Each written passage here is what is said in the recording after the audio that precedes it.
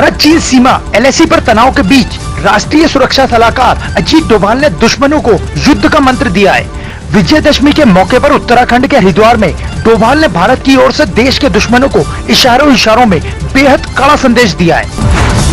हरिद्वार में एक कार्यक्रम में डोभाल ने कहा है कि हम किसी की इच्छा पर नहीं बल्कि जरूरत या खतरे को देखते हुए युद्ध करेंगे। हम युद्ध तो करेंगे, अपनी जमीन पर भी करेंगे और बाहर भी करेंगे, लेकिन अपने निजी स्वार्थ के लिए नहीं, परमार्थ के लिए। हालांकि अजीत डोभाल के बयान पर सरकार की तरफ से सफाई भी आई है। सरकार का कहना है कि डोभाल का बयान चीन के लिए नहीं था।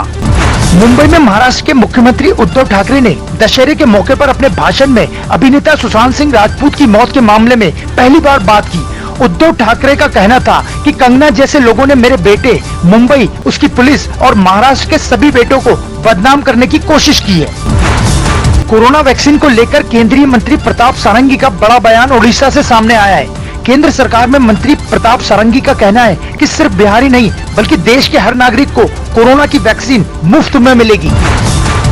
बिहार विधानसभा चुनाव के लिए भारतीय जनता पार्टी ने अपने संकल्प पत्र में मुफ्त में कोरोना वैक्सीन का टीकाकरण कराने का वादा किया है। इस वादे के बाद देश में एक अलग तरह की बहस शुरू हो गई है।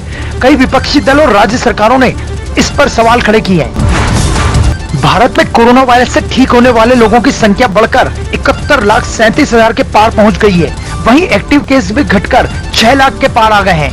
ICMR के मुताबिक भारत में 25 अक्टूबर तक कोरोना वायरस के कुल 10 करोड़ 34 लाख सैंपल टेस्ट किए जा चुके हैं।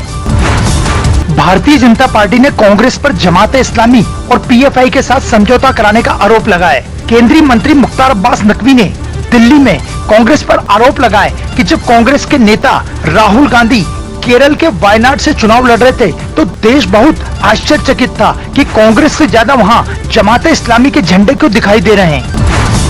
केंद्र की नरेंद्र मोदी सरकार के दखल के बाद दिल्ली, मुंबई और चेन्नई जैसे प्रमुख बाजारों में प्याज के थोक भाव में 10 रुपए किलो तक की कमी आ गई है। सरकारी आंकड़ों में इसकी जानकारी मिली है। केंद्र सरकार ने प्याज की आसमान छूती कीमतों के मद्देनजर इसके भंडारण की अधिकतम सीमा तय कर दी थी।